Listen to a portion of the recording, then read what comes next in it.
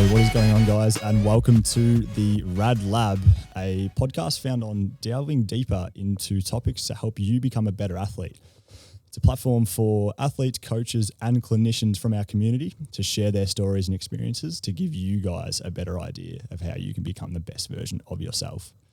My name is Liam. I'm a strength and conditioning coach here at RAD, and I'm delighted to have you guys along for the ride as we share this journey towards further understanding the world of human performance. Now, this is the first episode in the lab, and I'm absolutely stoked to introduce the founder, director, the main man himself, Chris Radford, as a first guest on the podcast. Chris, welcome. Thanks, Haintz. Thanks for having me along. Very excited. Absolutely stoked. So, obviously, Chris, we sit here in the lab today, and just beside us there, through those walls, is what many have described as a state-of-the-art facility. But as many people may not know, that's actually not how it all started. And we have the man himself here today to share the story of RAD, right from its very inception to where we are today. Yep. Obviously, we've got an incredible space with some incredible athletes, some pretty rocking staff as well, if I do say so myself. I was going to say the team that here as well is a big part of it for sure too. Absolutely. So we'll go through just everything that you've got for us today, the whole story, but I like to start the story at the very beginning. Sure thing. So to kick things off, I'd love to ask you, why sports science? Why sport? What was the draw for you as a career choice? Yeah, it definitely. Well, I suppose go back to school. So originally from Horsham, went through Horsham College and school there, and as a part of that, volleyball was my main sport. We were had a pretty good team going through, and then I was really passionate about PE, enjoyed biology and that sort of thing. And got to the end of year 12, sports science is sort of the logical choice to then go and further my studies. And particularly with a bit of a passion around, because I'm not very tall, and in volleyball when you're short, it's not a good advantage. So I was really interested in how I can improve my vertical jump. That was a big thing. Came to University of Ballarat to study exercise and sports science. Wasn't really sure where I wanted to go with it, but just knew had a passion for sport, and how can I help myself get better, but more importantly, because I'm a caring person, I like helping people as well. How can I help other people get better? And that's probably also, I was never going to be a very good athlete, so how can I help other athletes be really good, I guess. And then through the university degree, through all the different placements that I was undertook, got more and more interested in strength and conditioning. And the big one was the great Scott Telpy. So I met Telps early in my uni studies, and at the time he was the head S&C for the Ballarat Miners, who play in the NBL1 basketball competition. Scott sort of took me along, showed me what he does for a job, and sort of from there that was a key moment where I was like, I really want to do this. Another key moment was I reckon it was in second year. You had to interview someone in your dream job, and I had a connection with Jared Wade, and Jared at the time was one of the conditioning coaches at the Geelong Cats. So I went down, interviewed Jared, sort of got to see what he did, and I was like, this is really cool being a part of a professional sporting environment. And so once again, just sort of further highlighted the pathway I wanted to go down.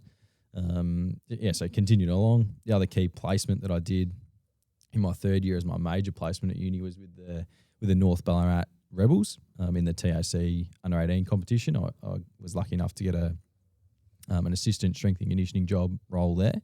Go back. In my second year, I did a sports trainer placement with North Ballarat City in the local level competition, which is really good. Got an insight into some of the medical side of things and what it's like being a sports trainer and being a part of a club. And then the stepping stone was into that strength and conditioning space with the Rebels. Finished uni, and then looked at the research pathway. So I did an honours year, and Scott was actually one of my supervisors through my study. And the study was looking at how to maximise power output in a jump squat. And that sort of circles back to that personal interest of increasing my own power output. Through that, I was then also the head strength and conditioning coach with the North Ballarat Rebels. Finished my honours year. I worked full time at the uni, managing the pool and the gym out there. continued down the strength and conditioning side of things. So I did the strength and conditioning with the Ballarat Pride, who were the netball club that played in the state league competition. Then progressed to the North Ballarat Roosters, where I was an assistant for a year, and then in the head role for 2 years. And off the back of that, then in 2017, I got a job with the Western Bulldogs, down there as the VFL high performance manager. 2018, then got involved in the AFL program, and same in 2019. And since then, so since 2020, I've been full time in the business. I suppose that's when we sort of, do you want me to circle back to the sort of the kickoff of the business side of things? Yeah, would love that. I think it's, obviously from a personal perspective yourself, there's clearly been, that progression, year to year. And obviously for a lot of people who don't know, that's probably been a pretty similar thing for the business. It's been almost exponential. So in terms of timelines and whatnot, so if we go back to 2015, so this was when I was an assistant strength and conditioning coach with the North Ballarat Roosters. My girlfriend at the time, who's now my wife, we were living in a house that had a single car garage at the back, with just a dirt floor, and a really long driveway leading into it. And I sort of put the idea that I wanted to buy some equipment. Jumped on Gumtree and spent $2,500 on a rack, bar, plates, and some rings. I think was in there. A guy was selling it in Geelong, and that was the first pieces of equipment. And some of it's still in the gym now, actually. The OGs. Yep. So those black plates on the leg presses, they've been here since the beginning. 2015 we'll set up in the single car garage. We actually got some old carpet that someone was throwing out. So that was the floor. And then I went to Clark Rubber and got it some AstroTurf, and that went down. It was about a 25 meter long driveway. So the turf went down the driveway. So it was initially it was just myself operating out of the little garage, and it was just me. It wasn't even a business. It was me trying to get better myself, and just inviting some mates over. Their mates told their mates, and it kind of sort of has gradually grown from there, I guess. So 2015 was the single car garage. 2016 we moved house, and it just so happened to have a 4-car garage. That was definitely a key factor in Jess and I moving into that house. So moved into there, set up the gym there, and in that space I really lashed out. I got a new rack. Saved up for a long time for that. A cable machine. And that was our base for about 2.5 years. And we'll set up in the little garage, and athletes would come to the front of the house. They'd walk down this little side alley. It was pretty dodgy when you think about it now. Walking down the side alley, in the side gate, and come into the garage, and we do our workouts in there, which was awesome. Some really cold mornings and hot nights, because it was literally just a tiny little tin shed. But super convenient being able to walk out your back door and straight into work. That was also the first place we had our first employee. So Liam Tao was our first employee, and then Tim Welsh was not long after him. And so Welsh has been with us for 5 years, I reckon. Yeah, long time. Nearly time for long service leave.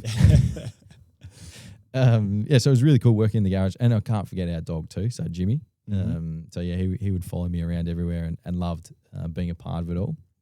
So we're in the 4-car garage for about 2.5 years, and a business kind of got to a point, and one of the points where we knew we had to expand was Jess didn't know who all these people come to our house were, and not that she was ever worried or anything, but there's all these strangers walking through her backyard, didn't really know, are they coming to the gym, or is this a dodgy person just rolling through? And so that was sort of one of the triggers, and we're also getting busy, obviously, to look for a bigger space. And we've been looking for a long time. And then in 2018, we moved into a warehouse in Wendouree, which used to be an old dent repair mechanic type place. So we had to do a fair bit of work. But moved into there, set up in a really cool space, and we were there for 3.5 years.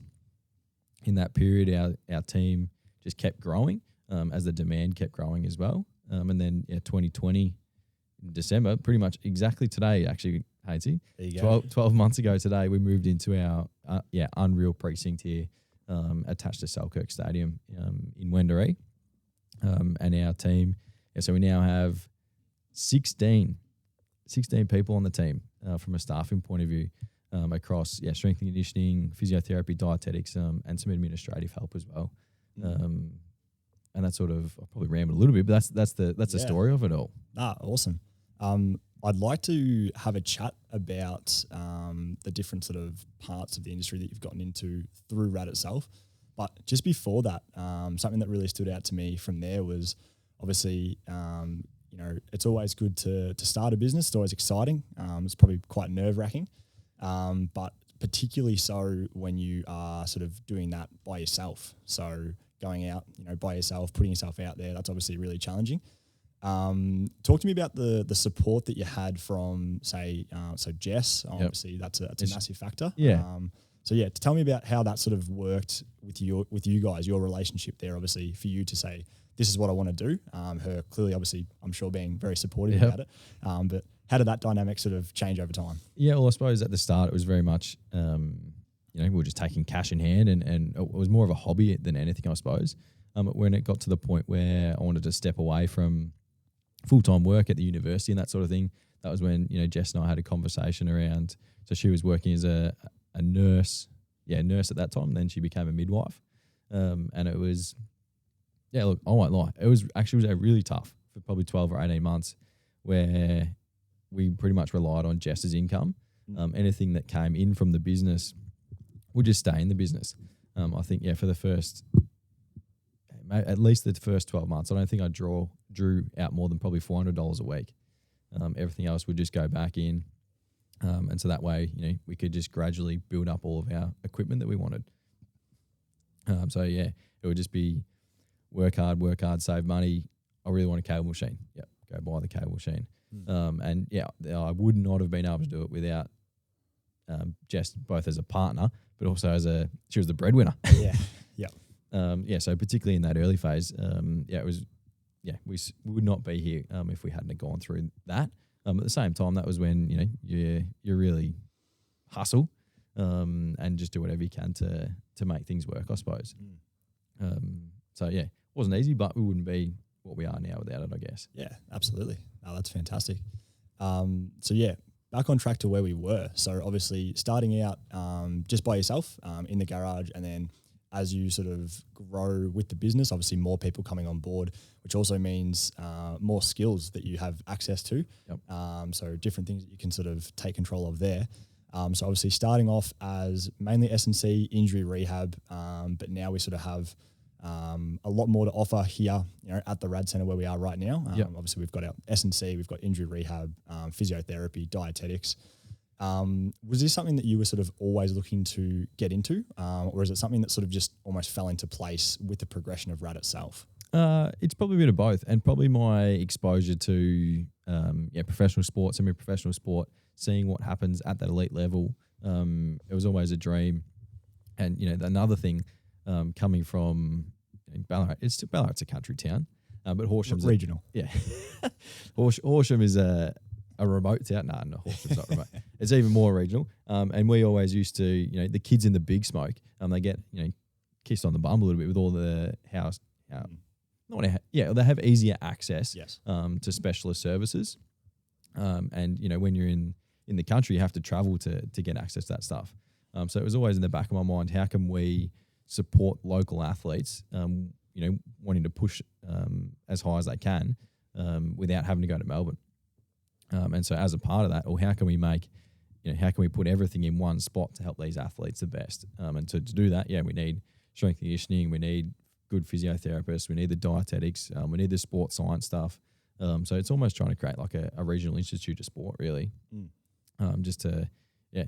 So the little country kids can battle it out with the big smoke. Yeah, absolutely. I think that's massively important. So I even know from my very limited athletic ability as a junior, I was big into tennis when I was sort of very, very young. So sort of late primary school, early high school. I sort of found there the biggest thing for me was, if I wanted to try and make it to that next step, it was always, trips to Melbourne or if there was any injuries and things like that, it was, specialists down there. Yes. Yeah. I found it really, really hard, obviously, to balance that, with school and things like that. To have that here today for the athletes that we have, obviously, that's fantastic for them. It's really cool to see them prosper in that kind of. And like I think it's going to continually benefit, like Ballarat, but the whole Western Victoria community. We travel to Horsham, Hamilton, Warrnambool, all across those areas. So we're just trying to provide those services across the region, I guess. And then the big one, integrating the S&C and physio together. It just works so well at the professional level. Why can't it work, in Ballarat? And so that's what we've really trying to integrate and had massive success with, from the ability of so as an athlete, if you have ACL reconstruction, for example, 3 or 4 days after your operation, people are coming in, they'll see the physio. The treatment room is on the gym floor, so they walk straight out of the treatment room onto the gym floor, and they get stuck into their rehab straight away. Then that integrates all the way through to, then when they're back healthy and they want to slam dunk, well, that's when they're working with our performance staff from that side of things. So yeah, and I think that's massive as well.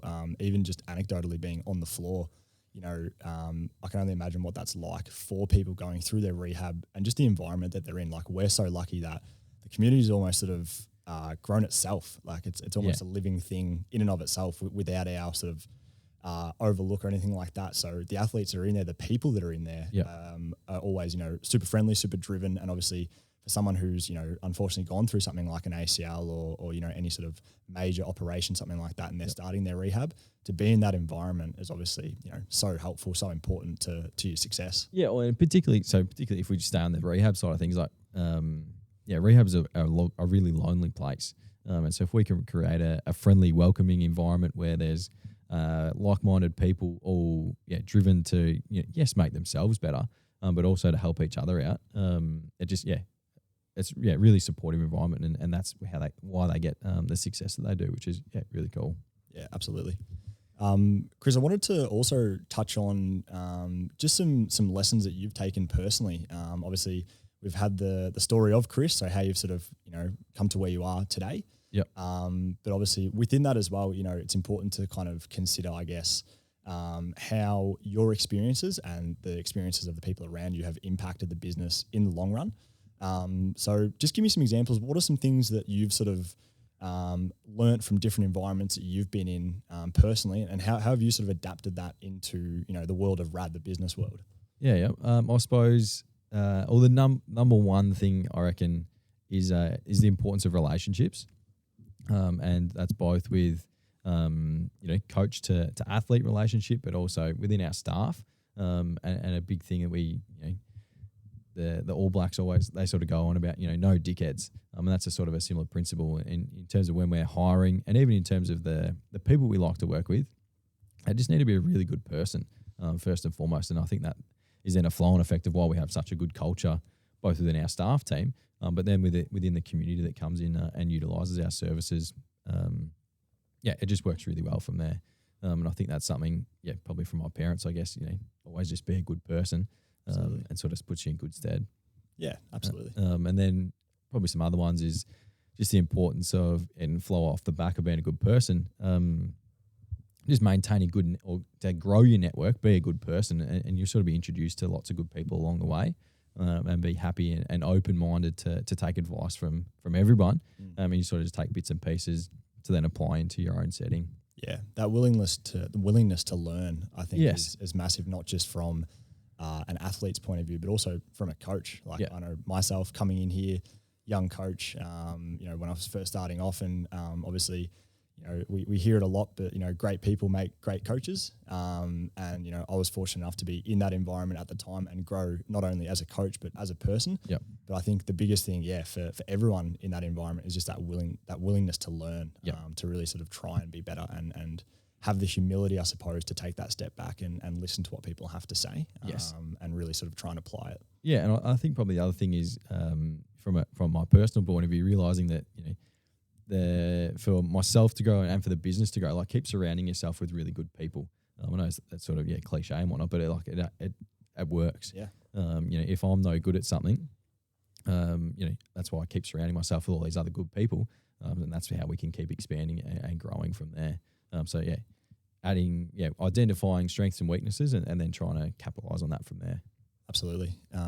Well, speaking of the future, Yep. we've got the story now from the very get-go, the little shed, right to where we're here, today.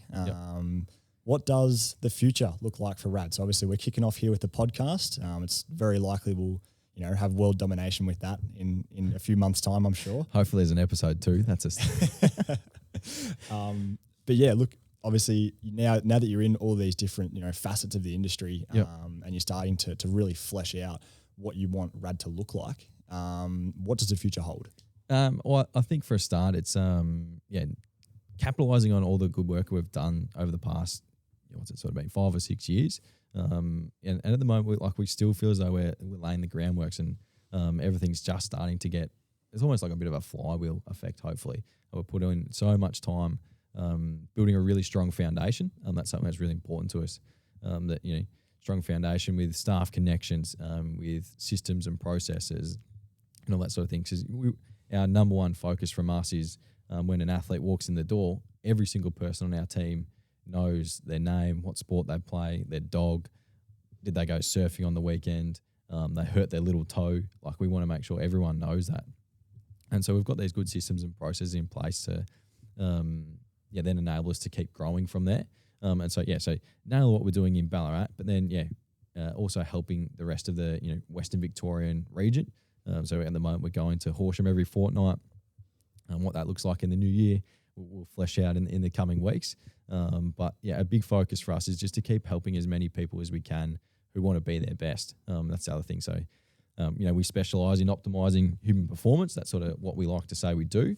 What is optimising human performance? What does that look like? It could be the 16-year-old kid that wants to slam dunk. It might be the 22-year-old girl that's ruptured her ACL and wants to get back to playing netball.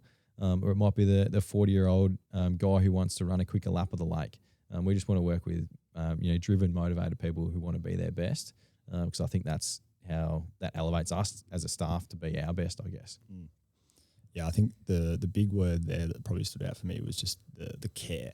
Yep. So obviously, if you take interest and you genuinely are interested in what people are doing and what they have to say and their own individual stories, for me, that's probably been, the biggest underlying factor in, success, not only as a coach, but as a clinician, as a physiotherapist, even as an athlete. Because if you sort of surround yourself with people that have that like-mindedness, and, you can show that care and you can receive it back, that's obviously the easiest way to grow. Yeah, and like as a team, like we're always, trying to go above and beyond to both, like staff to staff, but then particularly with the athletes that we're working with, whether it's a girl's first game of netball following an injury, whether it's super exciting, a couple of boys got drafted this week. Just being able to be there for those big moments, or it might be someone's run a PB in a marathon or something like that. Always being over the top of all that sort of stuff it's the little 1%ers, and that's sort of what we pride ourselves on for sure. Yeah, absolutely. Fantastic. Well, I think we've come to the end. We've got one more segment to go through though, and it's possibly the most important one. Yep. Radders, we're going to need a couch review. So it is a comfy couch. Yeah. So we've got a few sort of different things that we need to tick off here, a few criteria, if you will. I just want to score out of 10 for each one. So this is a growing part of the podcast as the podcast is growing itself. Yep. All right. So I like that. We're under construction. We're just working through, ironing everything out, fine tuning. So for starters, just give me a score out of 10. I want ergonomics. So how does it feel? It's pretty comfy. I'll give it a 8.5. 8.5. Talk to me about the material out of 10. So it's a nice soft fabric. I like the color as well. Mm-hmm. Go 8.5 again. 8.5. All right. Talk to me about comfort. Is it firm? Is it soft? Do you prefer that? No, you could sleep on this couch. I'd go 9. A 9? Yep. All right. And to tie it all together then, the overall experience of the couch, if you were to give it a number out of 10, hit me with it. Yeah, well, it has to. Go 9. A 9 out of 10. I'm biased because I bought it. But it is a good couch though. It's a great couch. Well, look, I'm looking forward to having a lot more guests on the couch. But for this episode, Radders, that's all we have time for today. Thank you very much for your time. And thank you to everyone out there who's come along for our first episode. As I said, I'm super excited to kick this off. We've got heaps of content lined up for you guys. Some awesome guests. We're looking forward to all of that. But that is all we have time for today. And we'll see you back in the lab for the next episode very soon.